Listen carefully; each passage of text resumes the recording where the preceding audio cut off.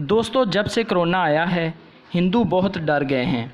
दिन ब दिन हिंदू अपना मज़हब छोड़कर मुसलमान हो रहे हैं, क्योंकि हिंदुओं को अब समझ आ गई है कि हमारा भगवान झूठा है। ये तो खुद किसी का मोहताज है, ये खुद हरकत भी नहीं कर सकता, बस पत्थर ही है जिसको खुद इंसान ने ही बनाया है और इसकी पूजा करने लग गया। दोस्तों, जब से कोरोना आया है तो हिंदुओं को ऐसा लग रहा है कि इनके भगवान को भी कोरोना हो गया है और अब हिंदुओं ने करोड़ों रुपए लगाकर भगवान को सैनिटाइज़र स्प्रे करना शुरू कर दी है। दोस्तों, जिस भगवान को कोरोना हो गया हो और वो अपनी हिफाजत भी ना कर सकता हो, जहालत की भी हद होती है। जिस भगवान ने हिंदुओं को पैदा किया वो कहीं चलकर जा भी नहीं सकता, अपनी हिफाजत भी नहीं कर सकता, इसको सैनिटाइज़र की भी ज़रूरत है। लानत है ऐसे भगवान पर जिसकी मखलूक हिंदू कोरोना से मर रहे हैं और वो इनकी मदद भी नहीं कर रहा।